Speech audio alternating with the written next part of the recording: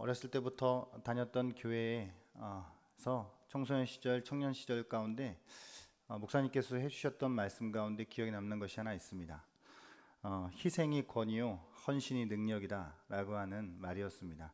그것이 당시에는 그냥 그런가 보다 하고 넘어갔는데 점점 시간이 지날수록 이 말이 진짜 전적으로 동의가 되고 또 이 말에 공감이 됩니다.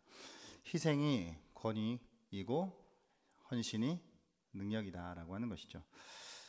우리는 점점 어떤 권위가 상실되어져 가는 그런 시대를 살아가고 있습니다. 가정에서는 아버지라 그래서 어머니라고 해서 자연스럽게 그 위치에 권위가 부여되지 않습니다. 학교에서는 선생님이라고 해서 그냥 당연하게 권위 있는 존재로 아이들로부터 존중을 받지 못하는 그런 세상을 살아가고 있습니다. 뿐만 아니라 교회에서도 목회자라고 해서 당연히 권위가 또 존중되어지는, 물론 그런 경우도 있지만 그렇지 못한 또한 그런 모습들을 보게 되는 그런 시대 속에서 무언가 권위가 점점 이렇게 이뤄져 가는 그런 어떤 시대를 우리가 살아가고 있는 것을 보게 됩니다. 그렇다면 권위는 어디서부터 올 것인가? 권위는 희생에서 오는 것입니다. 그리고 우리는 그것을 그리스도의 십자가의 희생적 죽음 가운데에 그것을 통해서 그리스도가 보여주신 희생, 그리고 그 헌신을 통해 참된 권위가 무엇이고 참된 능력이 무엇인지를 우리는 거기서 발견하게 되는 것입니다. 인류가 하나님을 대적하여서 죄를 범한 그 대가에 대하여서 하나님께서는 분명 그 결과가 죽음이다라고 말씀하셨습니다. 창세기 2장 17절 우리가 잘 아는 말씀인데 같이 한번 읽어보도록 하겠습니다. 창세기 2장 17절 말씀이 시작.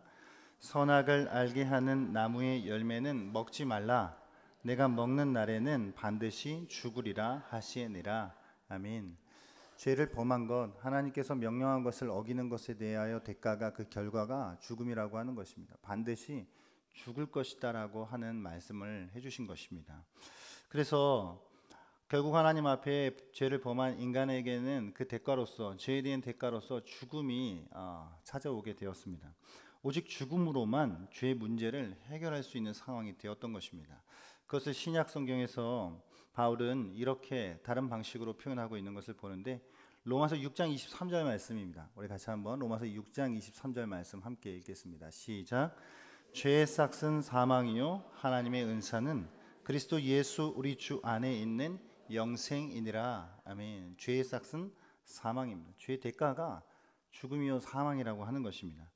결국은 죄를 지었다고 한다면 그 죄 때문에 누군가는 죽어야 한다라고 하는 사실이죠.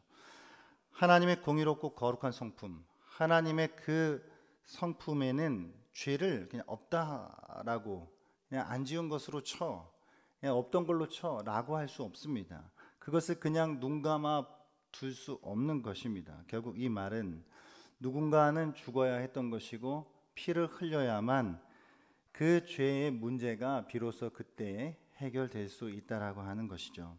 그래서 히브리서 저자는 이렇게 말하는데 같은 의미에서 이렇게 이야기하고 있습니다. 히브리서 9장 22절 말씀입니다. 우리 같이 한번 읽겠습니다. 시작. 율법을 따라 거의 모든 물건이 피로써 정결하게 되나니 피 흘림이 없은즉 사함이 없느니라. 아멘. 죄를 용서받는다라고 하는 거, 무언가 사함 받는다라고 하는 것은 무엇이 뒤따라야 된다고 말씀하고 있습니까? 피 흘림이 있어야 된다라고 하는 것입니다. 그러니까 죄의 문제가 해결되려면 누군가가 죽어야 하는 것인데, 죽어서 피를 흘려야만 이 죄 문제가 그때야 비로소 깨끗이 없어진다라고 하는 것입니다. 그냥 하나님께서 그냥 없다라고 해서 없어지는 것이 아니라 하나님의 이 거룩한, 이 공의로운 이 속성과 이 성품 때문에 그 죄의 문제는 죽음과 피 흘림으로서만 해결받을 수 있는 것입니다. 범죄한 아담과 하와가 그들이 죄를 짓고 나서 그들이 벌거벗은 것이 부끄럽게 여겨졌을 때 자신들의 그 몸을, 벌거벗은 몸을 가리기 위해 무화과 나무 잎으로 치마를 만들어서 그 자신들의 몸을 가리었습니다. 그런데 그때 하나님께서는 그들에게 그 무화과 나무 잎으로 만든 옷을 대신하여서 가죽 옷을 만드셔서 그들에게 입혀 주셨습니다. 가죽 옷이 만들어졌다라고 하는 것은 무엇인가가 피를 흘리게 되었다라고 하는 것을 말해줍니다. 그러니까 결국은 그들의 그 부끄러움, 그들의 어떤 죄 문제, 그들의 어떤 수치, 이와 같은 것들을 가려주시기 위해 하나님께서 그들의 죄를 가려주시기 이미 태초부터, 인류의 처음 죄부터 하나님께서는 무언가가 죽어야 하고 무언가가 피를 흘려야 한다라고 하는 것, 죄 사함과 피 흘림의 관계가 긴밀하게 연결되어 있다라고 하는 것이 하나님께서 정해 놓으신 룰이라고 하는 것입니다. 우리는 지난 시간들을 통해서 십자가를 묵상하면서 십자가에서 하나님의 사랑과 공의가 어떻게 비로소 그곳에서 하나님의 놀라운 지혜로서 결합되어 있는지를 보아왔습니다.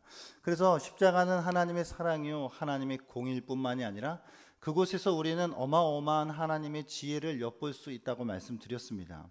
그렇다면 어떻게 하나님께서 그 하나님의 사랑과 그 하나님의 그 공의를 그곳에서 이루어내셨느냐, 그러니까 하나님의 지혜로 이루어졌는데 그 하나님의 지혜가 어떠한 방식을 통해서 십자가에서 완성이 되었느냐라고 하는 문제를 오늘 생각해 보려고 합니다. 다시 말하면 어떻게 심판을 통한 하나님의 공의가, 그리고 용서를 통한 하나님의 사랑이 동시에 나타날 수 있었느냐라고 하는 문제입니다. 그것은 심판을 통한 하나님의 공의가 용서를 통한 하나님의 사랑이 동시에 이루어질 수 있는 유일한, 그게 하나님의 지혜를 기반으로 하는 것인데, 그 하나님의 지혜를 기반으로 한 그 유일한 방법은 이런 것입니다. 오직 죄인을 위한 하나님의 대속물을 제공하시어서 그 대속물이 대신하여 심판을 받고, 죄를 지은 그 죄인은 용서를 받게 하시는 방식으로서만 가능하다라고 하는 것입니다. 하나님의 심판의 그 공의, 하나님의 용서의 그 사랑이 결합이 된다는 것, 그것이 동시적으로 일어날 수 있다라고 하는 것은 어떠한 방식을 통해서 이루어질 수 있다고요? 죄인을 대신해서 누군가가 죽어야 하는 그 대속물이 제공이 되어서 그가 죄인이 받아야 할 형벌을 대신 받음으로써만, 오직 그 방식으로서만 이 사랑과 공의가 동시에 만족될 수 있다라고 하는 말입니다. 우리가 당연히 우리 죄인들이 당연히 받아야 할 그 형벌을 우리 대신 다른 누군가가 받음으로써 우리가 그 형벌을 면제받게 되었다라고 하는 사실입니다. 이 대속의 개념이라고 하는 대리적 속죄의 개념이라고 하는 것은 한 사람이 다른 사람을 대신한다는 것이죠.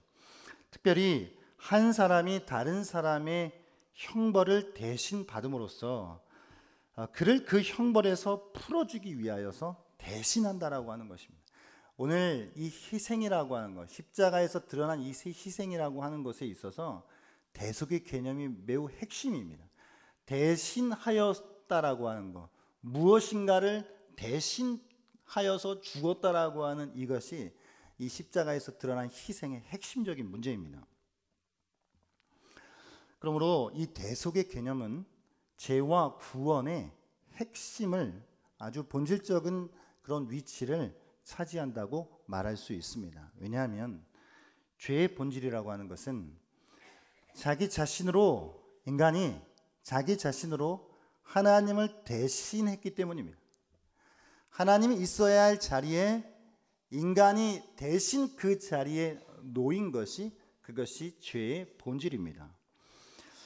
반면에 구원의 본질은 인간을 위해서 인간을 대신하신 그 하나님께 있는 것입니다.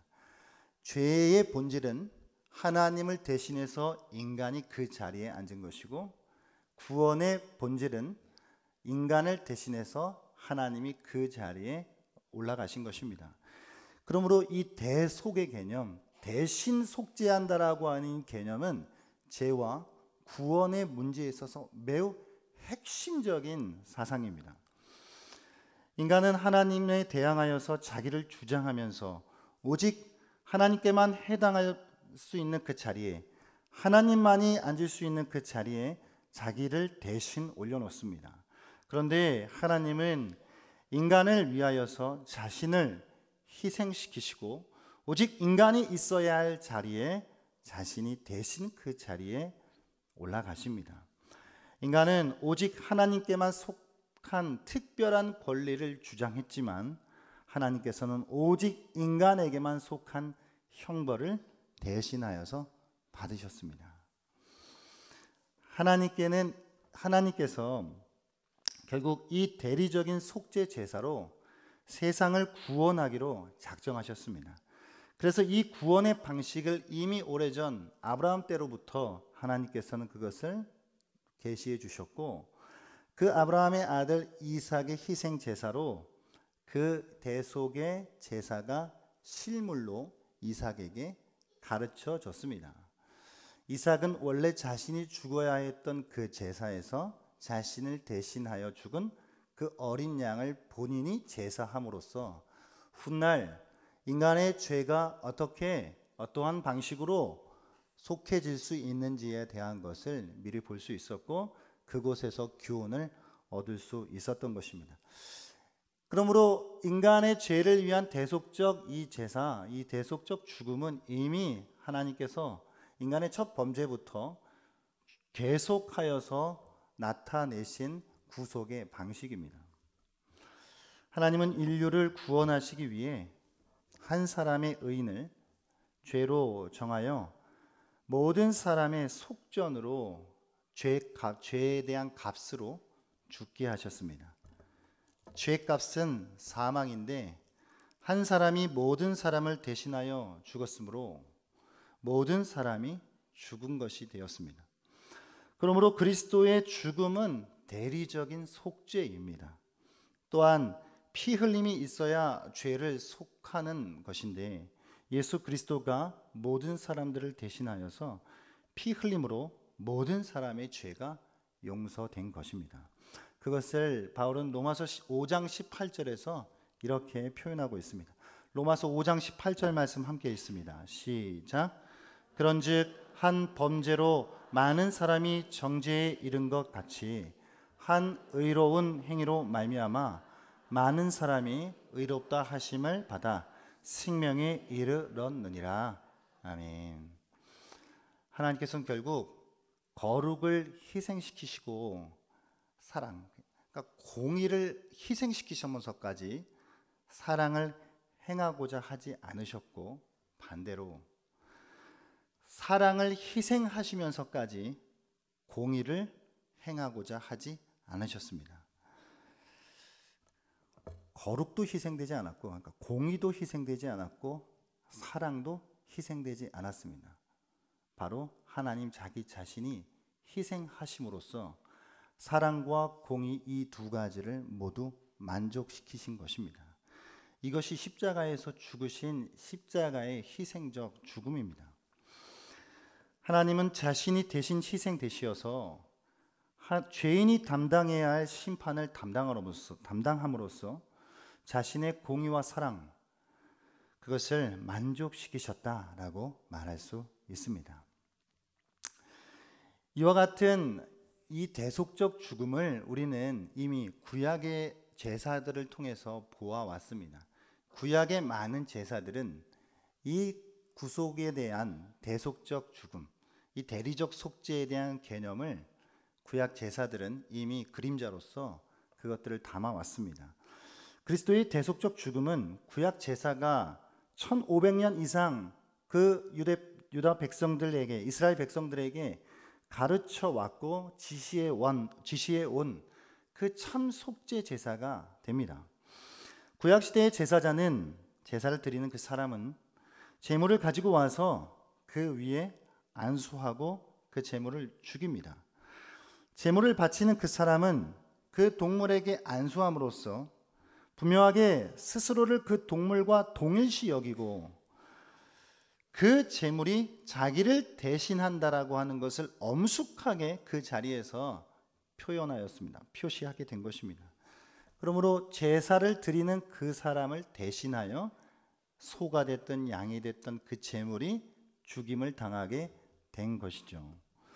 어쨌든 간에 죄에 대한 형벌은 이 사망이라고 하는 이 개념 아래서 그 동물, 그 제물은 제사자를 대신해서 죽음을 당하고 죽음이 이루어졌다는 상징으로 피가 뿌려지게 됐으며 그 동물을 그로 대신하여 그 동물을 바친 자의 생명이 보존되게 된 것입니다. 우리는 이것을 구약 제사뿐만이 아니라 유월절 절기를 통해서도 매우 분명하고 선명하게 유월절 절기 가운데 나타난 대속적 죽음의 그런 모습들을 얼마든지 발견해낼 수 있습니다. 이스라엘 백성들은 매년 유월절이 되면 속죄 제사를 드리기 위해서 어린 양을 잡습니다. 그 어린 양은 이스라엘이 처음 유월절을 지키게 되었던 그 이유, 그들이 애굽에서부터 나올 때에 그 어린 양이 어떠한 역할을 했는지에 대한 것을 상징적으로 나타내 주는 것입니다.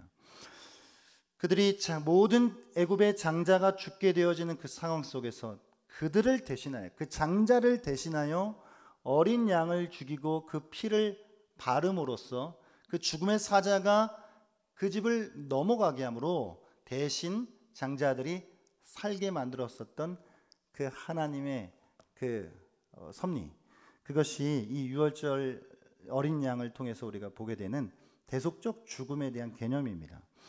그 유월절 양이 죽음으로써 직접적인 구원을 얻은 사람들은 바로 장자들이었습니다. 그렇게 그들이 구원을 얻게 됨으로써 그들은 매우 특별하게 피값으로 그들이 하나님께 사신받은 자들이 되었고, 그래서 그들은 자연스럽게 하나님의 것이 되었으며 여호와를 섬기는 일에 바쳐져야 했던 것입니다. 그래서 이 유월절의 메시지, 이 유월절의 안에 어린 양 안에 담겨져 있는 이 대속적 죽음에 대한 이 메시지, 이것들은 이스라엘 사람들에게 너무나도 분명했던 것이고, 또한 그 메시지는 그리스도의 희생 속에서 유월절의 성취를 보는 저와 여러분에게도 동일하게 나타나는 사실입니다. 하나님이 구해내신 그 각각의 가족들, 그 장자들을 포함한 그 가족들, 그로 인하여서 하나님이 값을 주고 사신바된 그들은 이제 전 생애가 하나님께 속하게 된 것입니다. 그 어린 양을 죽임으로써 대신 살아난 그 가족들, 장자들은 누구의 것이 되었다고요?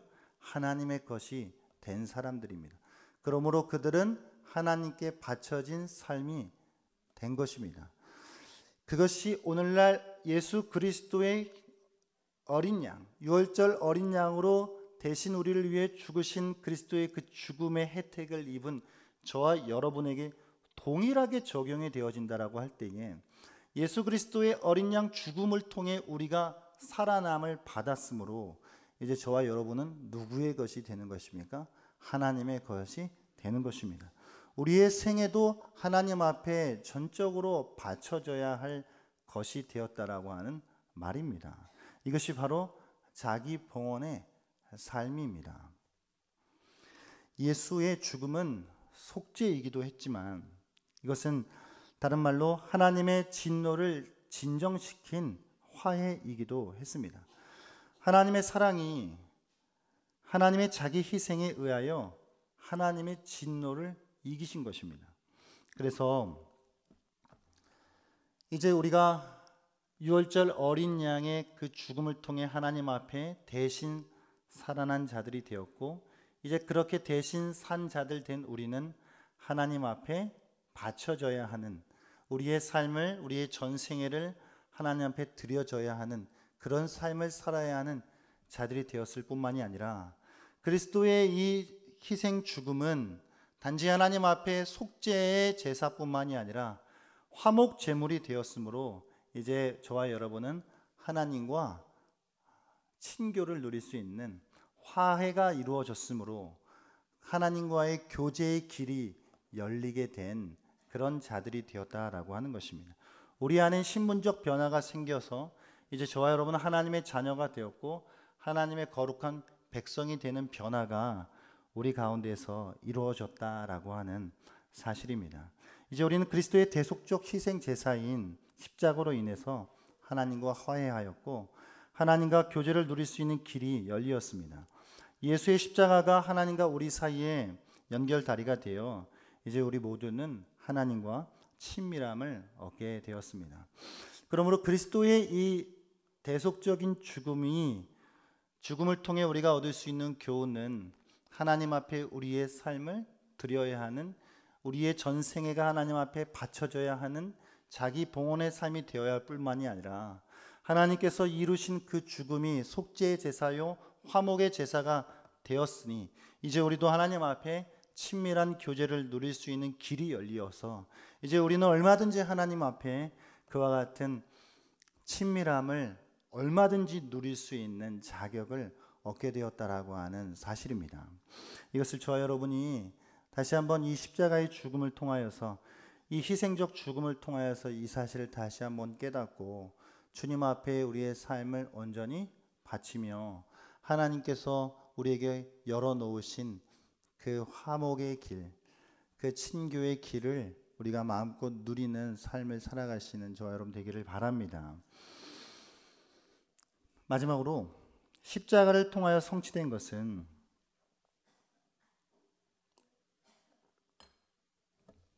단순히 우리의 법적인 신분의 변화를 넘어섭니다. 그리스도께서 우리를 대신하여 죽으신 그 희생이 우리의 신분을 변화시키셨죠.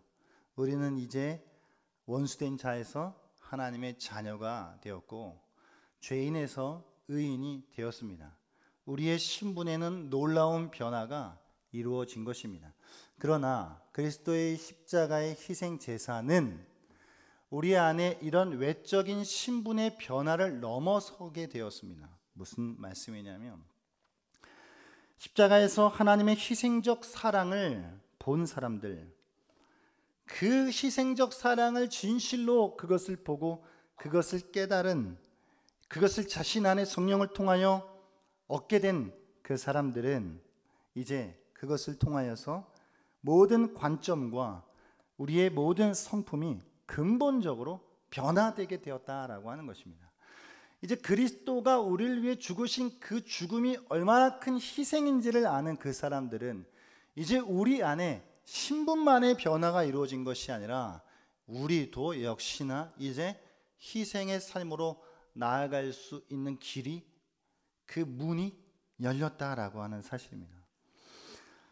이제 우리는 십자가를 날마다 묵상하며 그리스도께서 십자가에서 죽으신 그 죽음이 얼마나 큰 희생의 대속적 죽음인지를 우리가 그것을 날마다 생각하며 우리 또한 희생의 삶으로 나아가야 하는 줄 믿습니다. 희생이 권위요 헌신이 능력이라고 하는 말이 맞습니다.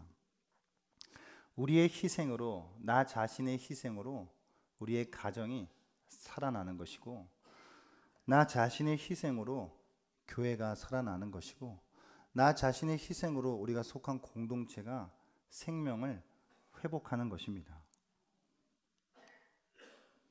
그동안 보이지 않는 희생이 있었기 때문에 우리의 가정과 우리의 교회와 우리가 속한 그 공동체가 이만한 은혜를 누리며 살아갈 수 있었던 것을 저와 여러분은 잘 알고 있습니다.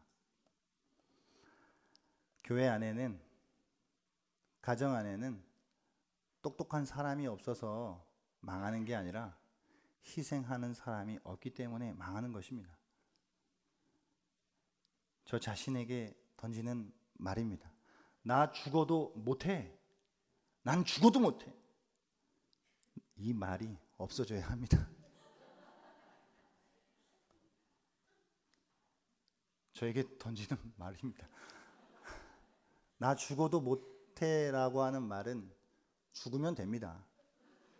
그리스도께서 십자가에서 죽으신 것처럼 우리도 날마다 죽으면 됩니다. 우리가 날마다 십자가의 희생을 묵상하면서 가정 안에서 아내로서, 남편으로서, 또 교회 안의 한 지체로서, 우리가 속한 직장과 우리가 속한 그곳에서 우리가 죽을 때에 그곳은 살아납니다. 다시 한번 말씀드리지만 똑똑한 사람이 없어서 안 되는 게 아니라 희생하는 사람이 없기 때문에 안 되는 것입니다.